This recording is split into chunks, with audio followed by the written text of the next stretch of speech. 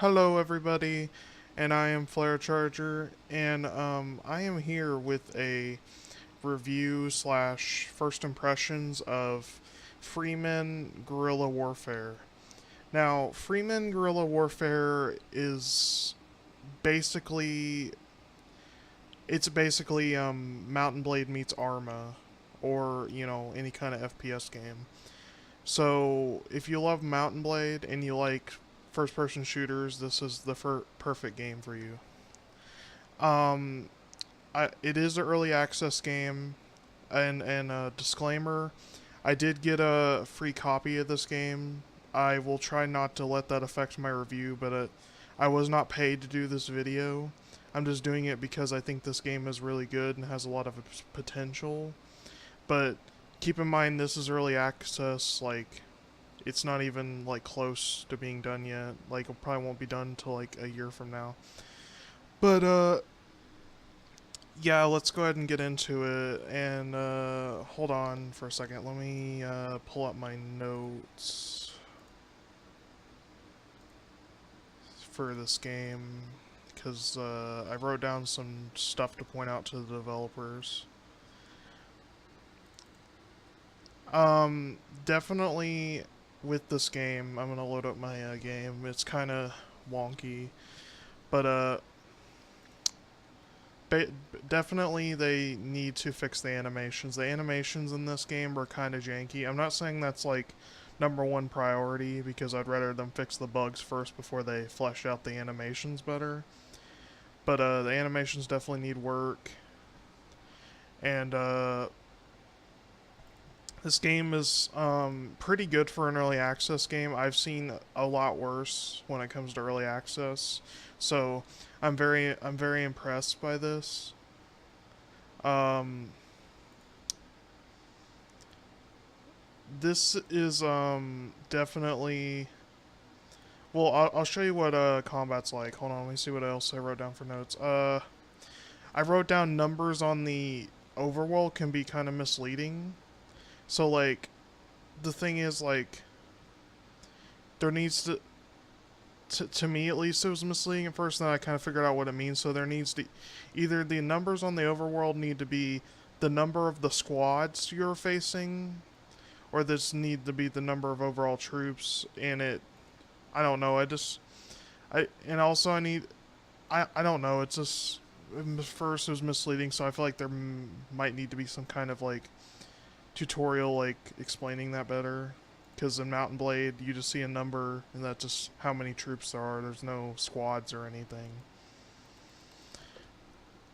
And oh, I thought my character froze up for a second.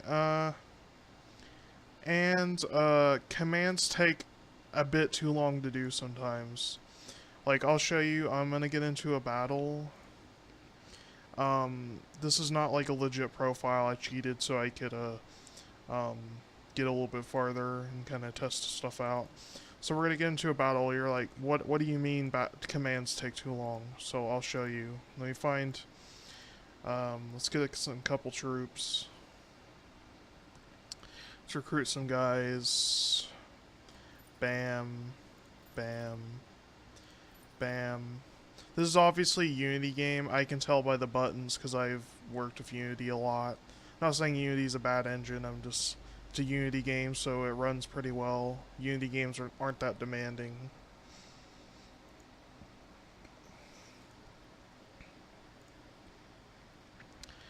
So hold on. Let's just buy every troop this guy has.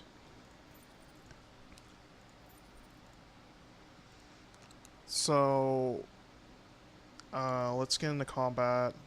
Actually, before I get into combat, I'm gonna save because this game has a tendency to crash sometimes, and sometimes weird stuff happens when you get into combat, like your troops won't spawn, or stuff like that. So always save before you get into battle. So this is the battle screen. I haven't played it since they have updated it, so they did a little patch slash update. I'm gonna go ahead and try to turn on the music because it's getting kind of loud. Sorry if the gunfire gets really loud this game. The gunfire, there definitely needs to be a gunfire slider or like a sound effect slider because the gunfire in this game is extremely loud. So I'll show you what I mean, like commands take a little too long to do. Like I feel like there needs to be a something better than just double clicking. So I'll show you. So like say I want to command this guy. I'll, like sometimes like it doesn't register my double click right there.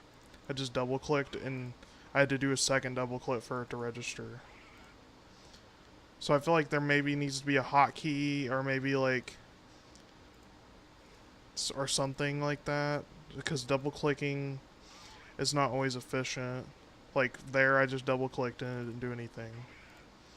I mean it seems a lot better than it was before, but before I was like double clicking and it wasn't really doing anything. Um, Let me turn down the music.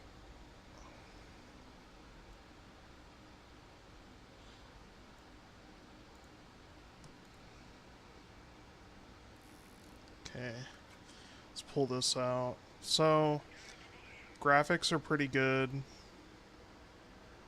Sometimes, I don't understand this. Like, sometimes troops will just freeze up and sit there for some reason. Oh, being attacked.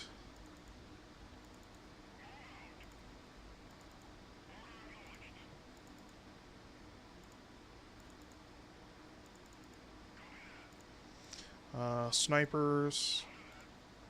The AI, I'll have to say, I'm very impressed with the AI. It's definitely way more intelligent, at least in my opinion, than Mountain Blade's AI, because you don't have to baby your troops so much, at least in my opinion. Um, and the battles, it's like a Mountain Blade. It's kind of, I'm not saying like there's no strategy involved, but the thing is like I would say 8 times out of 10, if you have more troops, you're probably gonna win the battle unless their troops are like super high skilled. But in this game, even if you have more troops, it's not always guaranteed you're gonna win because you have to use tactics and flank your enemy and stuff like that. So I feel like that battles aren't so predictable in this game as they are in Mountain Blade. But that could just be because I'm not used to playing it. People could get better with it. Frame rate's pretty good. Guns, I think there needs to be a little bit more gun variety. But I feel like the thing I should be focusing right now is ironing out all the bugs. And then move on to adding features. Because once they get all the bugs fixed, I feel like it'll turn out really well. Because they don't want to keep adding new features and just break the game even more than it already is. So they just need to get that ironed out first.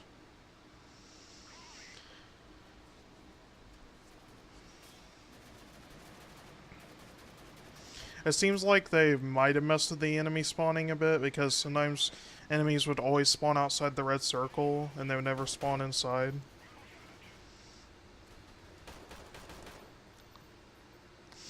By the way, you cannot kill enemies that fast normally. It's just I have really high stats, so I that it usually takes like a couple shots to take them down. But my stats are super high, so take them down in like 1 or 2 shots. I was just doing it so I could test out everything. So there's like little janky things like that you see that little spaz thing that guy did. I mean, it's nothing like major. Oh, these guys are getting fucked over here.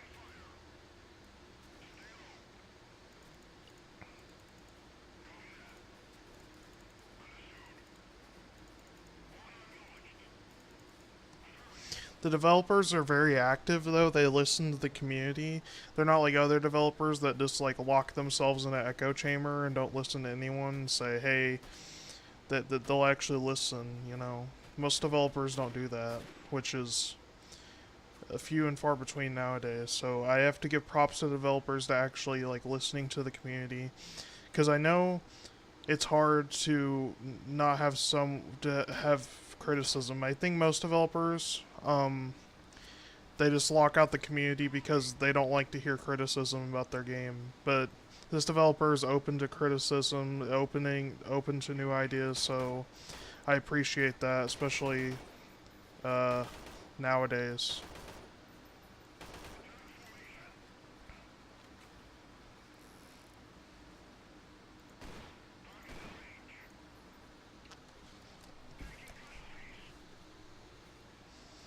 So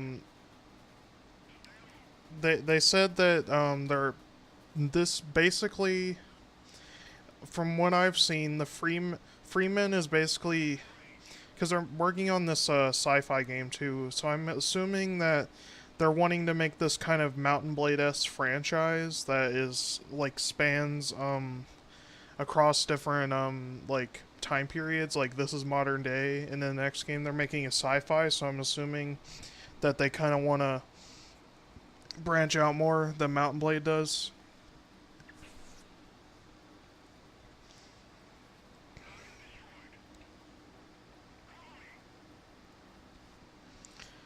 You can see the AI is pretty intelligent. Like I'm not really telling it to do much, and they're doing a really good job of killing the enemy.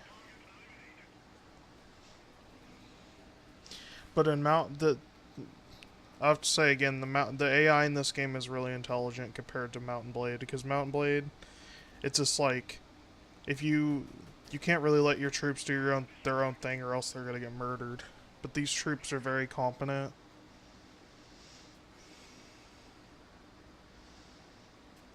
One thing I think this game really needs is a fast forward button, like on the overworld map, because if developers are watching, like when in Mountain Blade you can like hold down spacebar and you'll just stand still and the whole world will fast forward. I think we need something like that, um, because sometimes you need to wait on things, especially later on. And especially if you're going from one part of the map to the next, that's definitely needed. The fast forwarding.